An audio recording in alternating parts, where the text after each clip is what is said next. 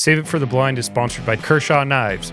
Kershaw manufactures next-level pocket knives for outdoor enthusiasts. Save It for the Blind is now also being sponsored by Roseville Motorsports. Roseville Motorsports is the greater Sacramento area's premier destination for all your power sports vehicle needs.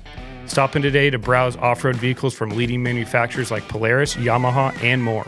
Rig 'em right, heavily seasoned gear for the die-hard waterfowl hunter. If you guys are enjoying the show, we'd love to hear from you and get your support. Please follow us on your favorite podcast platform. Give us a 5-star rating. Your reviews really help us grow and reach more people. Thank you for being a part of our community. Welcome back to another episode of Save It for the Blind. I have my co-host with me, Jeff Smith. It is Carson Odegard on the microphone right now, and we are going to talk about the end of the season. In this podcast, we'll have a couple wildlife managers on. We'll have some local guides.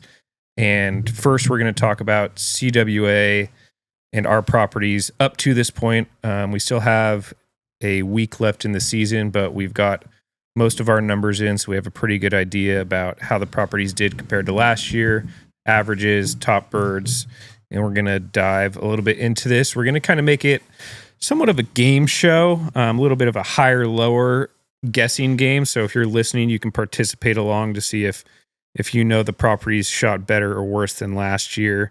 But Jeff, overall, what do you think? Just overall, how was this year in comparison to last, in your opinion? I think it was, depending on where you're at, equal or better to last year for the most part, in my opinion. Yeah. I think there was more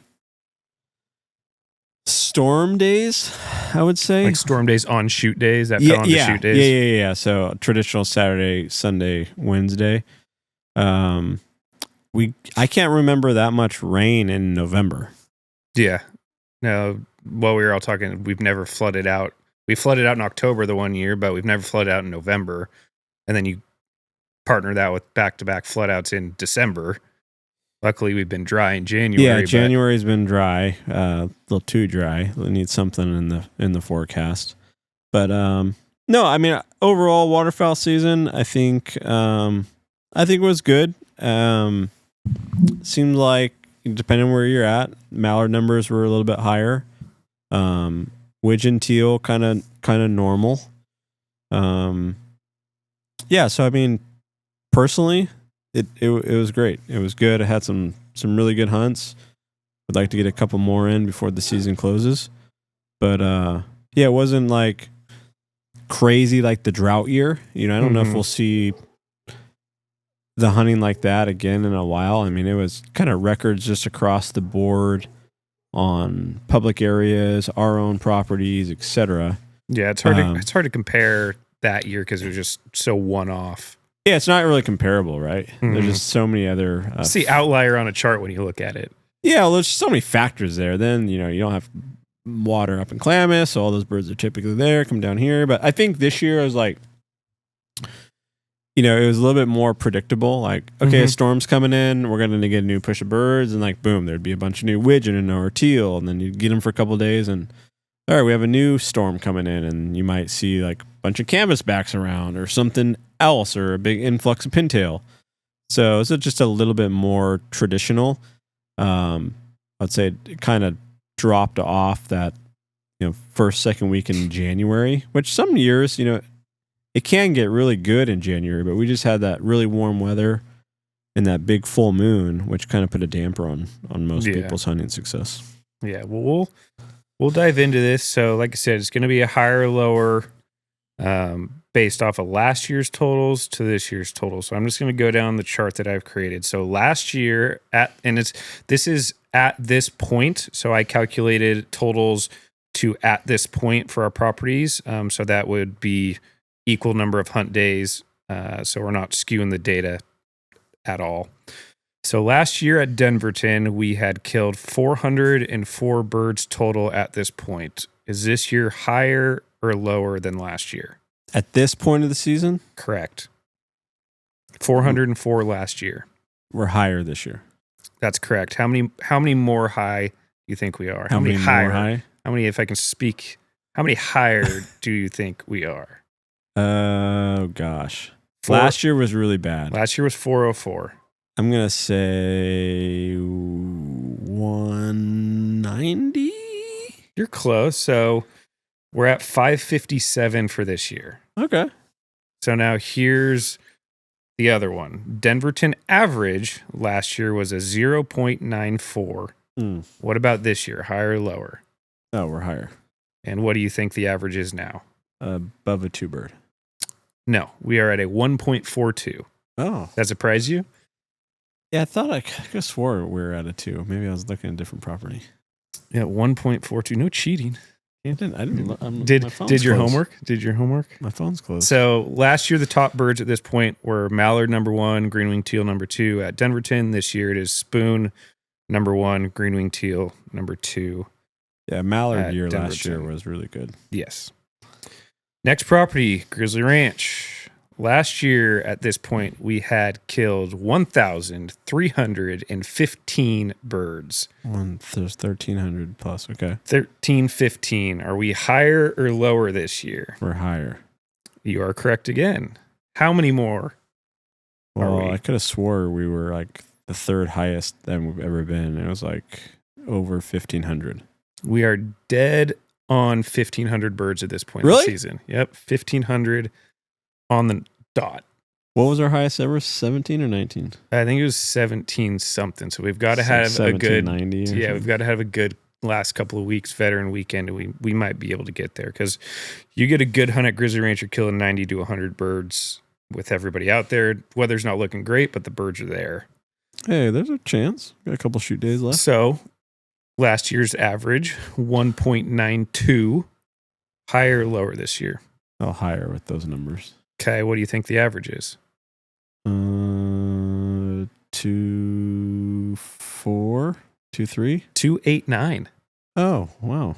That's good. Yeah, 289 so far for the average. So last year, top bird was a green-winged teal, followed by spoon. This year, same thing, green-winged teal, followed by spoon. The Suisun Marsh Special. So here's where we get into your bread and butter, since you're up in the Butte Sink taking care of those properties. Mm-hmm. Last year, Butte Creek Island Ranch, and you have to factor in flood days that we had last year and this year, so that makes it a little bit difficult. Last year, we had killed 183 birds total at this point. We higher or lower? Higher. Okay, you're correct. What do you think the number is? For the average or for the total of this year so far? Only had 2 groups. It's got to be over 200. I'm going to say 245. Ooh, close, 230. Oh, dang it. I was going to say that. Yeah, 230 birds at this point last year. Butte Creek average last year was a measly 1.25. What do you think this year? Higher or lower? Oh, we're at 2-bird. We're over 2-bird. Do you know exactly what the average is? We are over 2-bird. I don't know. I didn't memorize everything. 2.4. 2.4. That makes sense. So if you were to guess the top bird for this season, top 2 birds, what do you think they would be? At Butte Creek? Yep. Wood duck. Okay, number correct. What's the second one? It changed from last year. Ooh. Gosh. I'm going to say widgeon. Green-winged teal is number 2. Okay. So last year, wood duck was number 1, mallard was number 2. This year, wood duck was number 1, green-winged teal was number 2. I think this might be the first year mallard isn't either 1 or 2. Mm-hmm. Which is weird because we have a higher mallard year for the most part. Yeah. The other property in the Butte Sink, Sanborn Slough, last year had 778 birds at this point in the season. Are we higher or lower? Let's say lower just because of the amount of flood days. Okay, you are correct. You are on fire.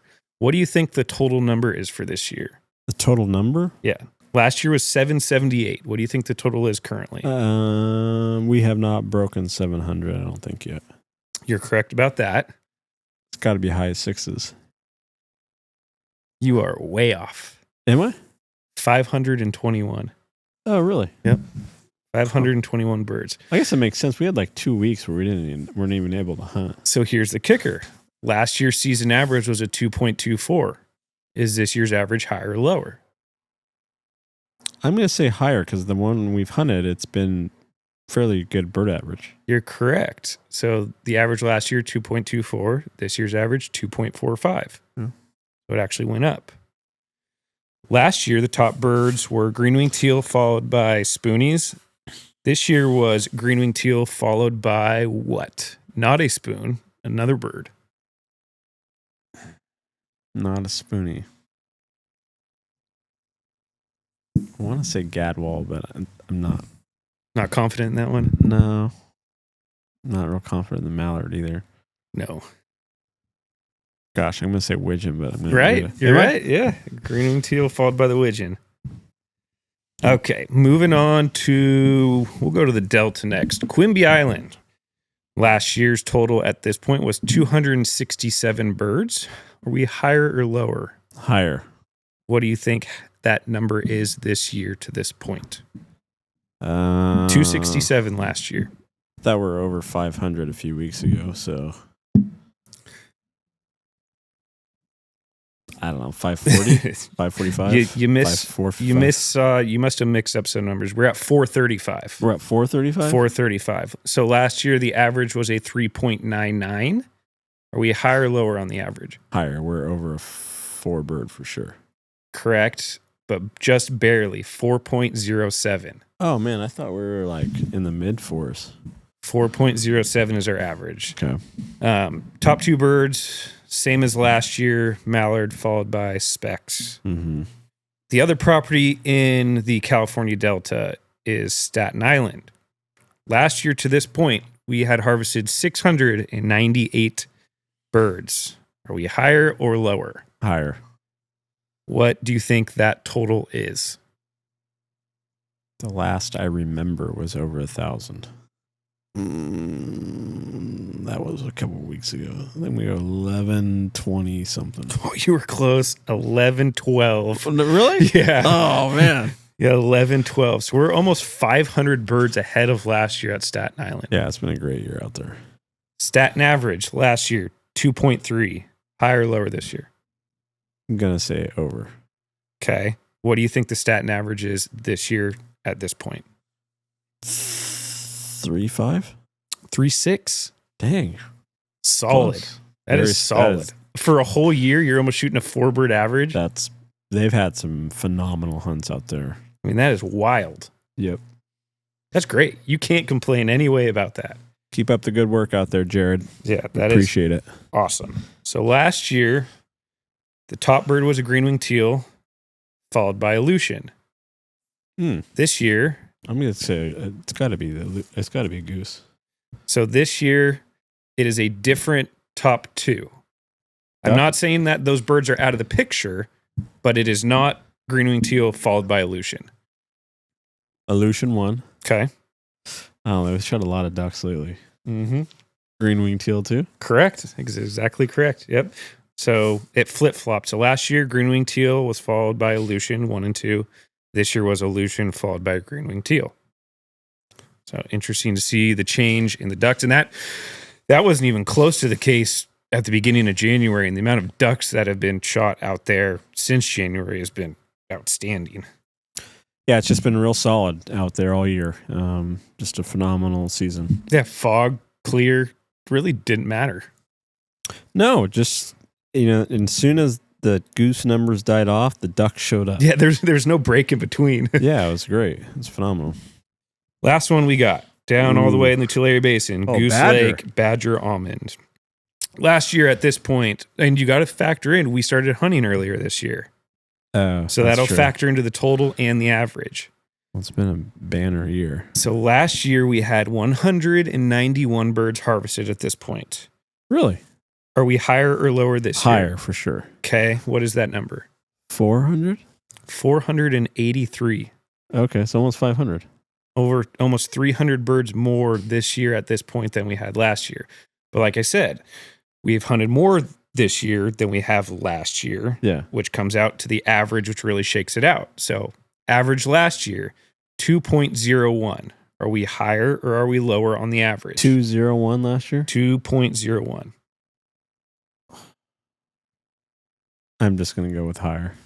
You're correct. 2.79 is the average. Almost a 3-bird average. Almost a 3-bird average. So that average is better than Sanborn this year and last year, better than Butte Creek this year and last year, almost better than Grizzly, only by top 2 birds. 0.1. So top 2 birds last year was a green-winged teal and a spoon. This year? Flip-flop. Spoon, green-winged teal. Okay. So it actually is one of the highest averages we have out of all of our properties. That's not surprising because the amount of birds that were down there early when they first started hunting it was, I mean, they were shooting 6-bird, 5-bird averages. There was almost a 7-bird average one day. And we had a little bit of a lull there where it kind of dropped off, but since January, it's been shooting like a 3.5 bird average every single hunt day. Yeah, and to me, that's, can't ask for any more than that. No, it's been great down there. Yeah. So those are our numbers for the current season. Obviously, we still have a little bit to go before we finish off, as well as last season. But overall, we're looking better. If I'm looking at my numbers correctly, as a whole, is that almost everything is every up? Single average, hunter average, is up this year. The only thing that is down is the Sanborn total, but the average is up. So you just chalk that up to lost days of hunting. But every single average is up from last year. And some of them are substantial. You know, Staten Island is 1.3 birds greater than it was last year. Goose Lake, almost a full bird. Butte Creek, almost double of what it was last year. Grizzly Ranch, almost a bird higher than it was last year. So, yeah. Well, what's interesting is like Butte Creek Island Ranch one year, I think we were in the 800s of ducks. mm-hmm. But if you notice, that one year that we first owned it, we never flooded out one time. That like never happens anymore. We flooded out the last 3 years. Yeah, like multiple times. Multiple times. That first year we owned it, it didn't flood out. Yeah. And look how many ducks they shot. Just those loss of days. Well, I wonder if that's why, you know, some of the averages get lower if we do flood out, because then those birds get dispersed, where if it never flooded out, we get to hunt them all 100%. Hunt them all year round, and then they're not in some water that nobody can get to. Yeah, because when it does flood out, where we're at in the Butte Sink, it pushes them out, and we got to wait for them to come back. Mm-hmm. And I think a year like that, you know, birds that are coming into the valley, they're there, and then they might move on. You might get another fresh batch. They're going to use your club, etc. Yeah, that flooding out just really, really, you know, hurts us. But yeah, so before we reach out to some of the other folks that are going to be on this podcast, we do send surveys out, hunt surveys, to folks that are participating in the hunt program at some of our properties, and we wanted to pull a few quotes that we liked to read out to the listeners to kind of get a feel for the hunt program, talk about what we're trying to achieve and what we're doing. So one of the questions that we asked is, what's your favorite part about the hunt program? And this person wrote in, getting to experience something that most people don't. Not too often do people get to experience a private club like that. It's an amazing opportunity, especially for someone that has a new youth hunter with them. What do you think about that? I love that, and I think that's what we strive to provide, a fun and safe environment for all skill levels, and try to have it, you know, not stressful, you know, like some of the public areas can be at times, and just have to try to provide a welcoming experience. Yeah. I've got two more here. Question that is asked in the survey was, how was your recent experience? And I'll read both of these back to back. So the first one says, amazing. It gives people who normally hunt public land to see what the other side of hunting is. And the other folks or person wrote in, amazing. I would not have the opportunity to hunt locations like this without the CWA. So nice. It's what the hunt program's trying to achieve, is that we are actively trying to seek donations of property or purchase property, which we've done in Sanborn Slough, to give these locations back to the public through our hunt program. And we want folks to be able to see hunt locations that they wouldn't normally see. I'd love for everybody to get to go experience every property that we can. And obviously we can't have that happen because we only let a limited amount of people on through a lottery system. But hopefully in the future, the more properties we can acquire or the more properties we can get donated to us just opens up more opportunities for people to apply, which can spread out applications and get more folks out on the landscape. And we're trying to do the best we can. Obviously, with Quimby, we've got another group out there this year. So we added a group, which is allowing more people to go see that property and hunt that property, trying everything we can. Yeah, no, and I think, when you read stuff like that, it just kind of makes it all worthwhile, right? It makes you, excited for people that are grateful for the opportunity, and it makes what we're doing worth it. But what was your outlook of the season? God, it feels like it was just yesterday we were talking about how do we think the season's going to go, and now it's talking about how the season went. Started off optimistic, and I don't think it disappointed. We didn't really run into the series of gray dome days where birds wouldn't work. It was slow. We hit kind of a doldrum we're in kind of one now in the middle of January, and I don't know who isn't with the full moon and the lack of weather. We hit a little bit one in the November time, but I'm a stats guy. I love to look at the numbers, and the numbers don't lie for this year. We've killed more birds on all of our properties. Our averages are up. I would say hunter success in general is greater than it was last year. Obviously not as good as the drought year, the year before that, but I really liked this year. I got out and hunted with more people that I don't normally get to go out and hunt. I had some amazing hunts. I told a lot of people if duck season ended January, I'd be fine because I had my fill of good hunts where I felt complete, and my thing would just be getting more people out for them to experience hunts. I didn't need to go out for myself anymore. I wanted to take as many people as I could that didn't have the same opportunity as me, and I've been able to do that, which has been super rewarding. Is there any potential shotgun shells, etc., that you tried out that you were impressed with or not impressed with?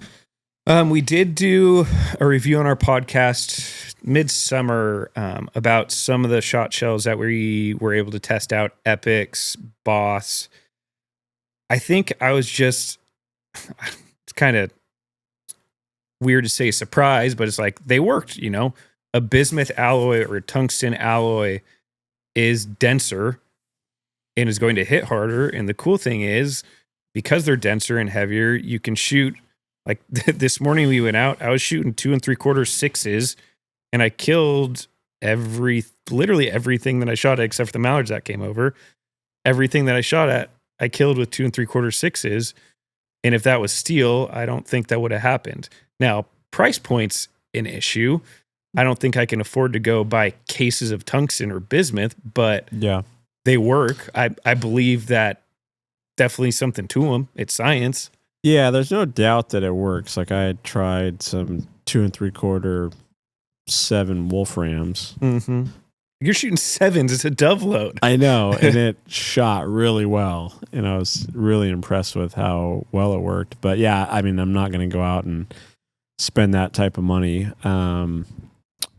I was probably most impressed with price point wise and performance that Federal stacked 2s and 4s with the premium BBs. I shot a few boxes of that, and I wish I had more of it. It shot really well out of my gun, and I liked it even more so than some of the other loads. Some of those loads that we worked on, is one of them had a 1 3/4 ounce load. I mean, it just kicked me really hard, and it got me off of my game a little bit. Actually, I think because it kicked so hard, I was getting my head off my stock. But once I stopped shooting that and went back to my normal stuff, I got back on. But I had back-to-back hunts that I was way off on my shooting, and I was questioning for which myself. round? Did you know which round was that? Yeah, it was I don't want to name it, but it was the 1 3/4 ounce. Was it an 3s and 5s? Was it an alloy or was it steel? It was the What was it? No, it's the copper plated stuff. Oh. Yeah. But did you shoot any of the, you shot some of the 2s and BBs federal stack? Or did you just shoot the 4 and 2 stack? Just the 4s and 2s. Because I've got some 2s and BBs. I haven't even shot them yet. I was waiting for a goose hunt. Yeah, I think that was heavy shot. Was it heavy shot? I think it's federal. I'll have to go look. I know I looked at them yesterday because I was looking at boxes of shells to bring on the hunt this morning. And I was like, well, I'm not going to bring a 2 and BB mix and shoot spoons and teal. Yeah. Yeah. Yeah, no, I haven't been on one goose hunt this year either. No, I think I've shot at 5 or 6 geese and that's it. I'm hoping we can get on a late goose hunt and I can try some of the other stuff that we have. Yep.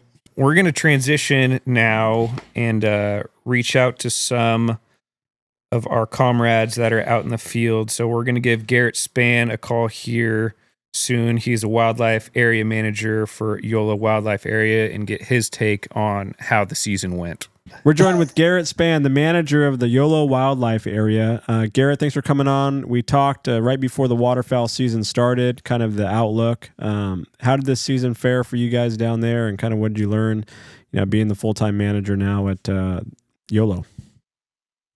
I think all in all, the hunt season's been good. We started off with real good hunting on the opener. I think we had over a 4-bird average on Saturday and high 2s on Sunday. And it stayed pretty good the first, 4 or 5 shoot days, and then it bottom kind of fell out like it normally does. We had a lot of hunters coming to the area. The pheasant hunting got really popular and was just an incredible pheasant season. So we had a lot of folks coming out just hunting pheasants. The duck hunting pretty much slowed off pretty good. And then, since Christmas, the duck hunting's really picked up. It's been great out here. A lot of green wings, a lot of widgeon, a lot of shovelers, but the hunting's been fantastic. We were able to stay open throughout all the storms, which was awesome. We got real close multiple times, within inches of having to close the area, but we're trying to adapt and trying to keep the wildlife area open as long as we think it's safe and accessible by the public. We did close a few portions of the area that just got inundated, water over roads. So we had a few shoot days where we did have reduced quotas, had to shut down a few of the blinds, but we've been able to stay open for all the shoot days, which has been great. So it's great to see the bird use right now. Our environmental scientist was out last week, did a survey, and we were holding almost 100,000 ducks and over 30,000 geese on the area. So nice. Great to see the birds finding the habitat, all the hard work that goes into prepping everything. It's really nice to see the bird response to all that habitat. And you mentioned the pheasants. Was it a record harvest on pheasants this year? It was, yeah. So I think we ended the season with 687 total wild pheasants. Like previous, it was 606, and that was back in 2003, 2004. I was going to say, I didn't even know there's that many wild pheasants left in California. Yeah, so that was when they first opened the southern end of the wildlife area to hunting. They had a huge boom, areas that hadn't been hunted for 15 plus years. And then, it's been kind of, we've had, plenty of years where you're in the 200 to 300 range. But this year was just, it was impressive, what was going on out there. And we saw it, during the summertime. We saw the hatch. We knew it was going to be good. I did not think it was going to be 687 good. I think last year we had 304 for the season, and that was pretty good. So to see it more than double, and there's, lots of pheasants out there still. So, and just the interactions with the hunters, people were just ecstatic about, like the good old days. And, I got to go out and partake in it as well. And it was like being a kid hunting in willows, when I was 10, 11 years old, flushing all the wild roosters and the struggles with wild pheasant hunting, but also just the amount of birds we were seeing. So it was great to see. That's good stuff, man. Now we're coming up to the closing weekend here. What's your thoughts on the closer? I mean, I think it's the way it's lining out with the wind. This should be a fantastic closer. We got the birds are here. Lots of green wings, lots of widgeon, shovelers, pintail. I mean, the area is holding the birds. The birds are definitely kind of transitioned into the hunting area. They're feeding out there heavy. So I think, things are lining up for it to be a pretty good closing weekend. I think the hard part is just going to be drawing a good number, getting on. Yeah. And hunter harvest this year compared to years previous, are you guys higher or lower for waterfowl? So we've already harvested more ducks and geese than we did all of last season. So we got four shoot days left. So I think we're over the duck harvest from last year by like 1,000 ducks and a couple hundred geese. So last year was probably one of the worst seasons, hunt seasons that we've had. I mean, I think the average was like a 1.4, right around 10,000 ducks harvested and 300 geese, something like that. So we're already over 11,000 ducks and over 400 geese. So it's already been a better year than last year. I'd say it still isn't really comparable to the drought years when you're seeing 20,000 ducks harvested. Mm-hmm. So we're still kind of below that. But I think with the numbers we're seeing and the harvest we're seeing, I would imagine we'll get up around that 14,000, 13,000, 14,000 mark by the end of the season. So it'll be a good season. I think they'll probably finish up right around a 2.1 bird average. So with the amount of hunter pressure this place gets, I think that's a pretty good number. Yeah, that's great. What's your guys' quota right now? So right now we got 75 in free roam, and then we have the 16 blinds, and then there's 3 blinds for hunters with disabilities. Okay, so that's a decent number of people out there every day. Yeah, so I think, we had over 200 people go through the check station on Saturday. Oh, wow. That's pretty good. And that's one thing that I've seen here that's different than other areas that I've worked is it's just constant. You think you could show up on a Sunday afternoon and walk right on and you may have 8-9 people in front of you. So it just seems like it's just the place is full, and free roam has a big draw too. There's a lot of people that want to get on in free roam. And you guys will be open for the youth weekend as well as the veteran weekend? Yep. So we'll finish up on the 29th on that Wednesday, and then we'll be open for the youth weekend, Saturday, Sunday, and then the vet weekend, the following weekend. Can you speak to the youth hunt weekend? If people aren't drawn, I mean, the refuges are pretty unsubscribed during that time. So if someone doesn't have a resi, how likely would, how easy is it to get on some of these refuges throughout the state and to still have a great opportunity? I mean, in my career of doing these, I don't think I've ever seen one fill. At least the fed areas. I mean, Sutter would because we just implemented a 1-day Sunday hunt. But I would imagine for YOLO, Saturday or Sunday, you could just walk on. So we won't do a lottery.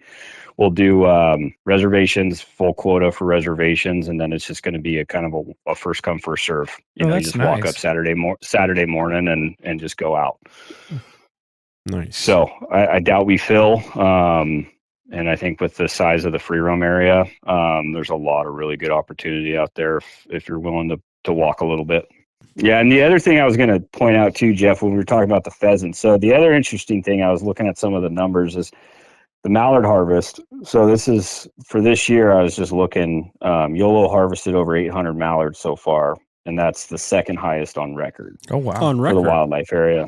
Yeah, since 1997. So I think that kind of those two numbers, right? The pheasant harvest and then the mallard harvest, I think are some pretty good indicators on just what our local hatch was like. Must have been a good manager out there. No, that has nothing to do with that. Come work on my properties. We're having a hard time up in the Butte scene. But it was nice to see, because I think if you look, our mallard harvest was typically the first half of the season, right? So the mallard hunting was pretty good, and then it's really slowed off quite a bit. And I think that shows, we had a lot of hatchier local birds that were hanging around on the wildlife area during the first half of the season. And it showed in those numbers. I think for a long time, mallard was the number 3 duck on our harvest. So, widgeons steadily passed that up quite a bit. So it's been good to see that. And I think, when I talk to my staff, that's kind of one of the things we look at is some of those kind of indicator species for what we're doing in the summertime and summer habitat, nesting habitat. And it's good to see that response with some of those local, pheasants, mallards, and see that in those harvest results. Yeah, because we've had, 2 wet springs now, back to back? Yeah. It seems like that's kind of starting to show up in the numbers. Yeah, I know. Yeah, and last year was a great year for mallards. Looking at historical data for the wildlife area, even last year was probably in the top 5. Yeah, that's great. 'Cause, I mean, it just seemed like there was more mallards around. We definitely shot more at Grizzly Ranch this year. This year, yeah, we did. Than years previous, and just seemed like a lot of people were having some good mallard success, which is good to see. But yeah.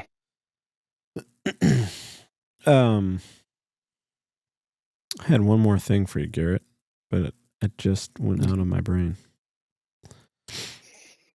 Should have kept it in your brain. I know. Well, one thing for the last time we talked too, Jeff. So we did add another turkey weekend for YOLO.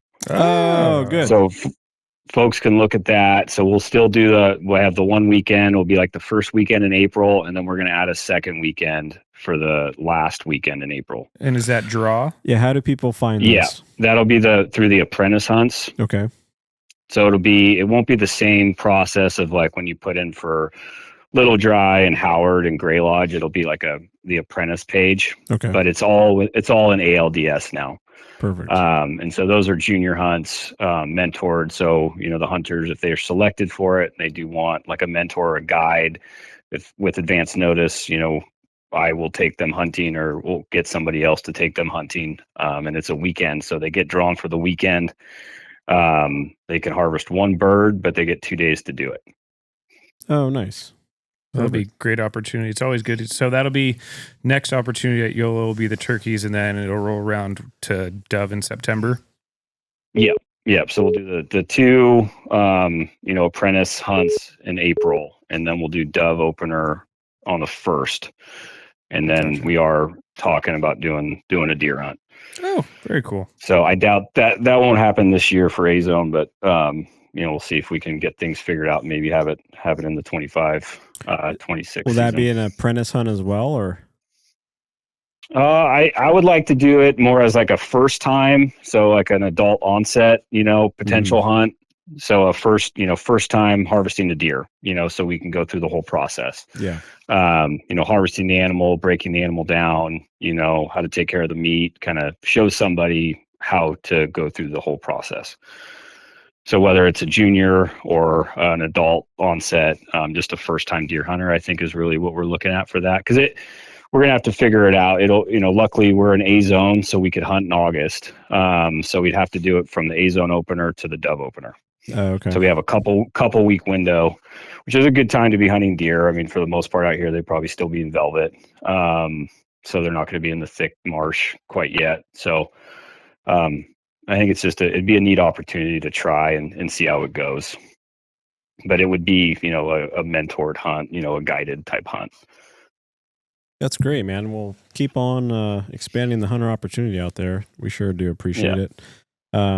Garrett, want to say thank you so much for coming on. So Garrett Spaan, manager of YOLO Wildlife Area. Thanks so much, buddy. Appreciate it. All right. Talk to you guys. All right, man. See ya.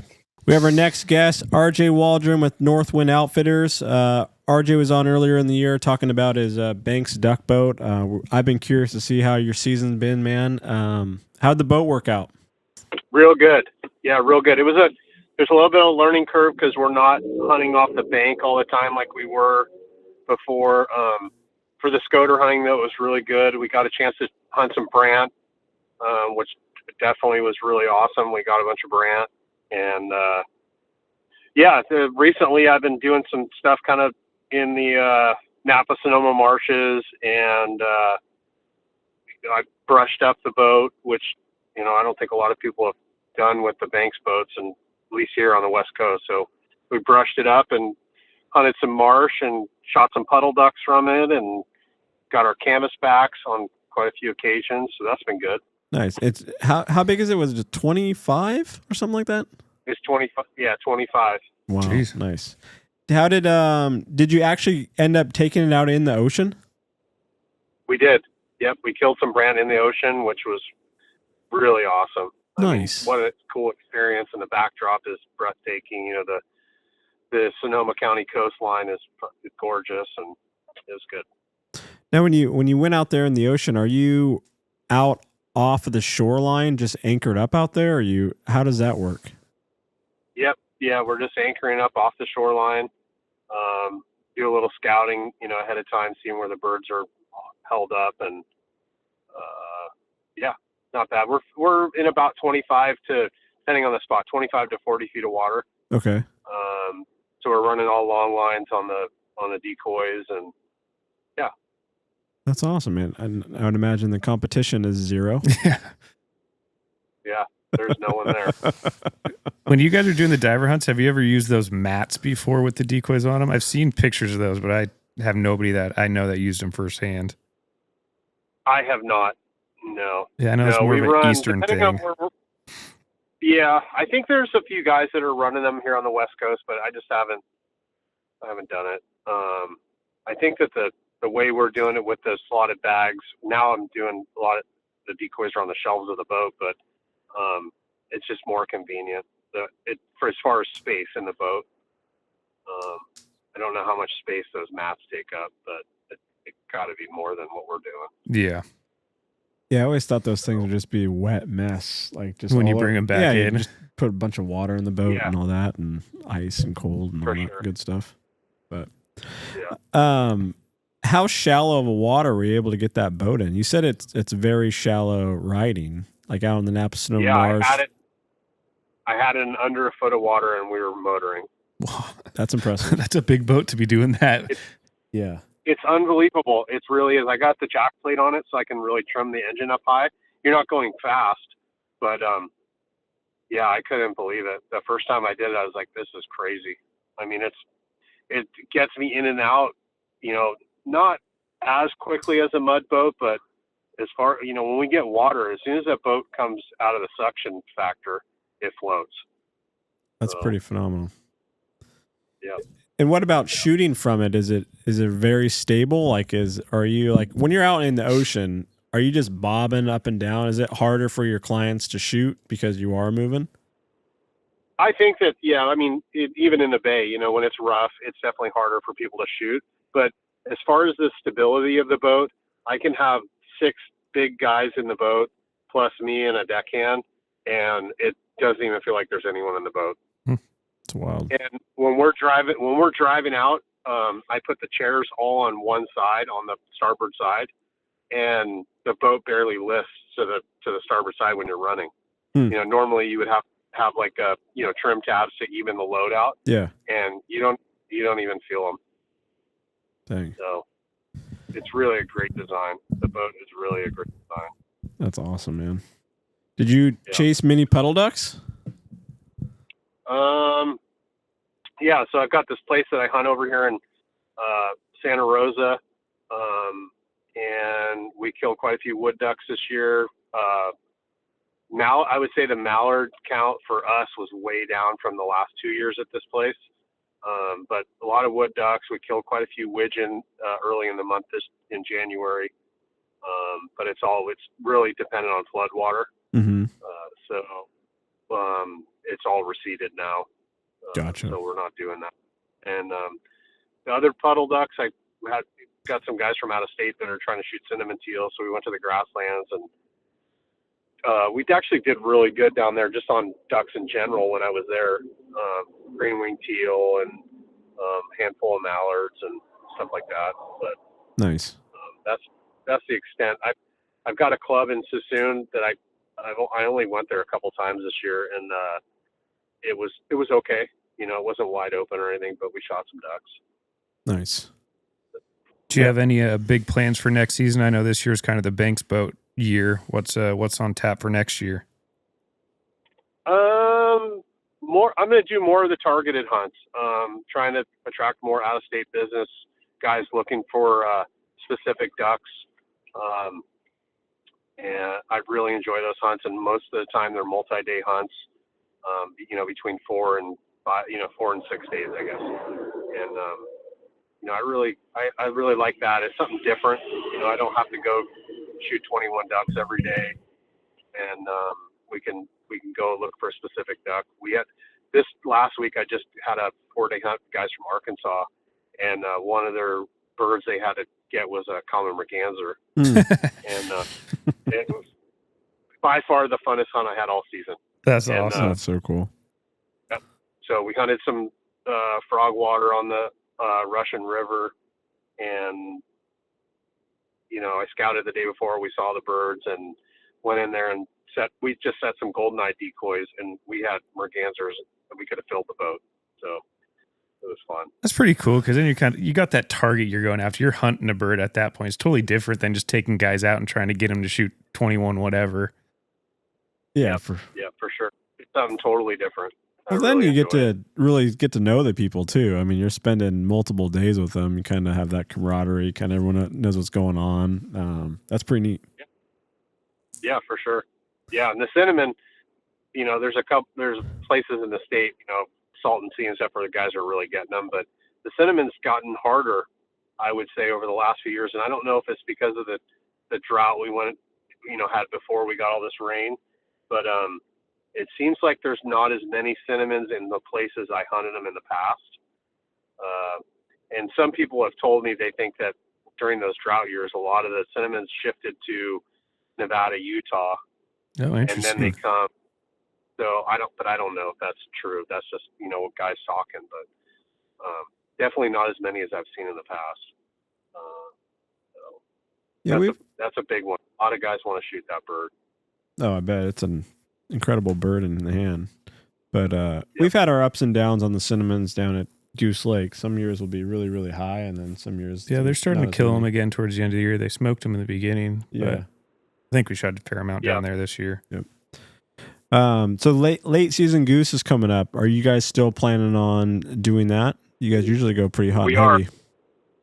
Yep, we are. Yep, we're all full up, and it just depends on where the birds are at. It's this warm weather is just as good as anyone. It's not good for the geese, so we start losing birds, but there's still some around, from what I understand. I know that our guys are looking. Yeah, they're really starting to transition to the green grass and the pastures and those types of areas, as you know. They kind of start getting away from those rice fields and the traditional areas once the temperatures get a little bit warmer, which they have been for the last 2 weeks, and it looks like for the next foreseeable future, we have the exact same weather pattern. A couple big wind days with some wind, which is good for goose hunting, but yeah, we're definitely starting to see it transition up here to the green grass, but definitely lost a bunch of geese. So hopefully they start making their way back up north. Yeah, for sure. Yeah. So we'll see how it goes. I'm excited about it. I haven't really done any goose hunting this year, so I'm excited to go do it. And then we get a few days that are good, and that's how it usually works. We get a few days that are good, and then a couple days that are flops, And most of the guys that come, they get it. Yeah. Are most of those guys all local guys, or do you have anyone that comes out of the state to come to the late season here? No, it's all local. Yeah, it's all local guys. Sweet. Yeah, it seems like every year it's like first couple of days you see the pics of like 200 or 300 birds. They're getting in big groups. Then you don't see much after that the last couple of days. It's hard to hit many fields that many times. Yeah, you really have to have a good selection of fields, and I think the guys that have that selection have the best opportunity at doing it all 5 days. But even with a lot of ground, you still can run into they're just not here. We're not getting them. So, and there's so much pressure on those geese now, even from 5 years ago, that it's a tough nut to crack. 100%. It really is not like it was. No, I agree with you on the pressure thing and the geese not acting like they did in past years. It's like anything, as pressure increases, they're going to get smarter and et cetera. But yeah, the game's changed a little bit. It just has. And they're the same. They're the same geese that we're hunting all season. Yeah. We might get a little influx here and there, but it's not like in the Midwest where those guys are seeing different birds on the daily. coming up the flyway. Yeah. You know, we're they're hunting migrators. We're hunting local birds. Well, yeah, well, especially like the specs. I mean, they've been here since typically September, early October. I mean, they've been around. yeah, Roger. You know, Yeah. But yeah, I mean, a lot more people hunting them. There's a heck of a lot better callers now than there was 10 years ago, or the magnitude of the amount of people that can call well now, I think has like doubled. Cause I mean, you know, like when you used to go to Klamath back in the day, like you could blow a honker call when the specs population was just starting to boom and they would come into it. You know what I mean? And it's not that at all, but Yep. But yeah, man. I'd say overall it's been a really good season for us. We, you know, I think the name of the game for me is moving around a bunch. If I had one blind, I don't think I would have the season I did. But you know, I'm constantly I drove down to San Leandro and hunted the South Bay today, and tomorrow I'll be up in the North Bay, and you know, I've got to do that in order to stay on the birds. That helps break your season up too, right? It's not the same blind or same place every single day, which gets old, you know. Very monotonous. Yeah, I definitely like that aspect of it, is being able to move around. Yeah, absolutely. So. Right on. Well, RJ, man, we wish you guys success in the late season, and as always, we appreciate you being a supporter of California Waterfowls Hunt Program, and appreciate you coming on the podcast today, man. Awesome. Thanks, guys. Thanks for having me. I appreciate it. Thanks, RJ. Of course. Have a good day. Take care. All right, our next guest is Casey Stafford with CICC Outdoor Adventures. Casey, how are we doing today? I'm good, buddy. How about you? Good. Did you make yourself get out to the duck blind this morning? I was there, bud. I was there. How was it in this nice, crisp morning? It was all the pintail you wanted, like it has been for the last 10 days, and you got to pray for something else to come by so you can shoot it. Send the pintail back across the river, man. We struggled this morning. They've been gone. Oh, my God. Well, just come on across the street. It'll only take you 10 minutes, and you'll have whatever you want. Yeah, they've avoided our area since when the full moon started. I don't know that it's been a long time since I've seen this many days over and over again. I mean, I could fill the blindfold every single day in every blind that we're shooting. Wow. That's so wild, because as the crows flies, we're not very far apart from each other. Right. Yeah. You're just across the river there. But yeah. I mean, down in Grimes, south of Calusa, and then north of Calusa, every blind we're hunting every day is tons and tons of pintail. And you sit and look and look and look, and a pair of widgeon shows up, or a pair of spoonbills, or a pair of gadwall, but it's 90% predominant pintail. Well, at least you're seeing birds. Yeah.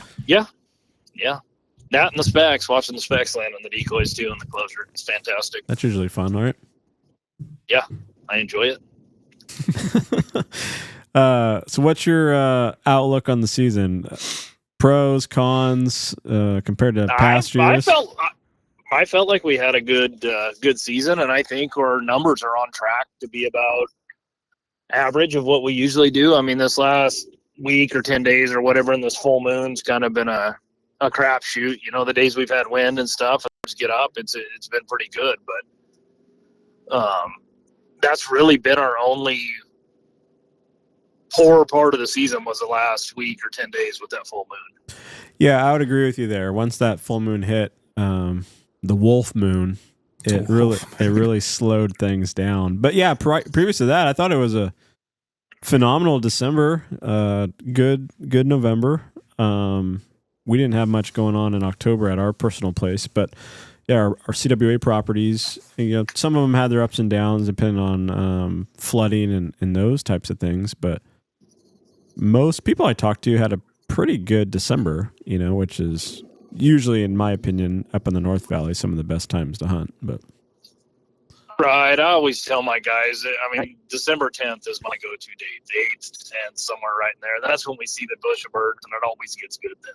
Yep. And I think this December we just had a whole lot of weather that lined up good for, you know, everybody to have good shooting. Yeah, I mean, up until a week or two ago, yeah, it was some type of rain event every couple days, you know, and right. I think it keeps the birds moving around. Now, depending on where you hunt, the rain could be good or bad. If you hunt in a wetland, it's typically not the best. But if you're a rice guy. Yeah, the rice guy should be happy this year. Yeah. How'd your wetland do? We didn't hunt. I haven't hunted it a ton. I mean, it's just because we had that rain and that crappy weather. But anytime I get a foggy day or I get sunshine, that's where I am. I mean, yesterday was good. Today, I hunted there again today. There's just so many pintail, man. Like, seriously, if we could have had our 3 pintail limit today, we'd have shot 12 pintail and, 6 other ducks, and it would have been a real good hunt. Been a great day, yeah. Yeah. What's yesterday it was worth the show just to sit there and watch the stupid pintail come in 15 times. Yeah, it is fun. I mean, it is funny, though. Like, you wait forever to shoot one or whatever, and then the whole blind's done, and then no one's calling, and you're standing up in the blind, and then they just come in at 10 yards. And you're like, where was this? They know, dude. I swear they know. You got to scratch at them to get your birds, to get your pintail, and then after that, they just start putting their feet down and landing. Yeah. I love it. It is awesome. But are you guys going to do anything for the next 2 weeks? Just duck hunts? Anything for goose late season? I don't think so. By the time the season's over, I mean, I'm ready to get everything cleaned up. I mean, we gotta get on to everything else, but we got the youth hunt, and then depending on if we have any birds left around, we're gonna do something with the veterans, and then late goose. I highly doubt I play that game. Yeah, I usually don't. On a rare occasion, if there's a whole bunch of them that are roosted in the wetland, and I watch them for 2 or 3 days, and I know we can have a good shoot, I'll go do it. But other than that, I'm happy to be done on the 31st. Yeah, no, I hear you. Did you guys see any uptick in mallard harvest over where you're at? Early on, October, November, and the first part of December, we had a lot of mallards. It seemed like there was a lot more around this year. Yeah. But in the last couple weeks, like, they have vanished. I guess they're out in the floodwater. I don't know where they went. But early on, I think there was a lot more mallards than there has been in the last couple of years. Yeah, I think a lot of people are kind of saying the same thing. We had a refuge manager on earlier, and he was saying it's one of their higher mallard harvests on record, especially like early on. So, which is early there was a lot of them. Yeah, it's good. Yeah, for sure. Anything that you tried out in the field different this year? I know you have your blade and your custom jerk cord. Any other contraptions that you tried that you liked, or shotgun shells or anything? No, I'm not a huge contraption. I'm kind of the if it ain't broke, I ain't fixing it guy. Yep. I don't know. I shoot all the same stuff, do the same thing every day. I'm a creature of habit, I guess, until something quits working, then I'll figure something else out. But for the most part, I just stick with the go-tos, and that's what we roll with. When your guide blinds, are you refreshing like new decoys every season, or how often do you stick new decoys out? I usually go 4 or 5 years wow. before I trash everything and put new stuff out. I mean, I'm constantly throwing them away because there's leakers every day from the guys that shoot low at the teal and get a handful of decoys. I mean, we probably throw away 20 or 30 a week. Oh, wow. Dang. But as far as decoys go, I don't know. I'm still a firm believer that I don't really think it matters what the decoys look like. The paint on the decoys, it's to fool the customer, not the ducks. I think a black decoy would be perfectly just fine. Yeah, there's God. You go to some places and it makes you think that, and then you hunt other places where everything's perfect and the ducks still won't finish. You know what I mean? It's one of those things where, like, sometimes you're just in the right spot. You're just in the right spot, and they want to be there no matter what you got out there. I can honestly tell you, I've never left a hunt thinking, "Damn, if I had fully flocked decoys with glass eyes, I would have done it." Like and it's. I mean, I can do. We have some blinds that the ducks, they'll come into them, we'll smash them for a week straight, where they're coming in, putting their feet down, doing everything perfect, and then the weather changes, you get the high ceiling, and the ducks won't, like, they flare, they push off, they bank off. Everybody goes, "I don't know what." It's just the weather, man. It's the gray sky. Yeah. Yeah, I ain't buying the whole decoys. I mean, yes, if your blind sticks out, we try to keep ours brushed in the best we can, but I honestly don't feel like the decoys make a whole hell of a lot of difference. Yeah, more motion and the kind of what you mentioned. The sky has to do with a lot of how the ducks see on that particular day. 100%. You get a high gray ceiling in your host. Like Yeah. they can just see too good. Luckily, we didn't have too many of those this year. Last year, it seemed like the whole month of December was gray, but this year we kind of avoided it a little bit. Yeah, those I think we're storms. getting the storms frequent enough that it was raising the dropping the ceiling down, and it kept us in the game. Yeah, exactly. There was always a system that had just passed, or one was coming in a day or two, and even if you did hunt in those kind of gray dome days, I think you had the birds were so fresh that they were going to come, and check you out. But yeah, what's your thoughts on the next week of the duck season with kind of the same weather pattern? I don't. I just looked at my weather a minute ago, and it shows real good north winds Saturday, Sunday, and Monday. I mean, that's going to help. It's going to get them up and moving. I don't know. I'm not real hopeful that there's a whole bunch of. Hopefully, some birds move in that are other than pintail. I mean, that's our west side is inundated with pintail right now, and they'll get up and fly, and it will be some insane sprig shows in that north wind. But hopefully, there's something else with them. Yeah, hopefully some birds come back up from the south and start making their way back They north. should be. I mean, it's warm, it's sunny, and we watched that last week. I seen a bunch of them headed back north, so we should see some new ducks coming back this way, I think. Is that tough when you have clients in the blind that you may not fully trust, and you've got 100 pintail flying over, and there's 2 widgeon mixed in? Like, how do you work that out? Because it's even hard for when we're in the blind, and I know you don't. You just don't shoot. Yeah. We can't. Yeah, that's rough. I can't risk it. Yep. The 3 of us standing in the blind, I'd stand up and I'd kill the 2 widgeon right out in the middle of them. Yeah. It wouldn't bother me one bit. Yep. But I can point, I can tell them the 2 right in the dead center, the 2 right here, the closest 2, the lowest 2. It won't matter. Somebody will stand up and shoot high. So I just do not. I just let them go. Yep. Yep. Better be on the safe side on that, something like that. I had 6 widgeon come in last week. I mean, dead on a string, coming dead for the center of the blind, and they were 40 yards and coming. I was waiting until they get to 20 yards, and 6 pintail slid right in there in the middle with them, and I just let them go. It was painful, but I knew better than to call the shot. Yeah. It's just like thinking about how many times next year you got 3 pintail and 2 more guys, and they're like, yeah, just shoot. If you get collateral on the pintail, who cares? Oh, yeah. I mean, I just try to kill a widgeon and see what happens. Yeah, no, it'll be super nice to be able to get 3 of them next year. Yeah, I mean, I'm looking at even like some of the slower days this year. You had an opportunity to fill the rest of your bag with pintail, and hopefully next year you'll be able to do that. But next year's a whole different year. Right, and I'm telling you right now, in the last 10 days, in the 3 blinds that we're shooting every day consistently, I could have killed 12 pintail every single day. And that's great, because I think to me that if you're able to walk out of the field with 3 bull sprig, that's a great day, because you've gotten one heck of a show. To me, that's worth going out. But yeah, me and one of the guys raced this morning. He texted me at 7:13, and he said sprigged out. We were just racing to see who could get their 3 sprig fast enough this morning, but he got me today. We didn't even fire a shot until 8. I was 5 minutes behind him with my 3 sprig. Jeez.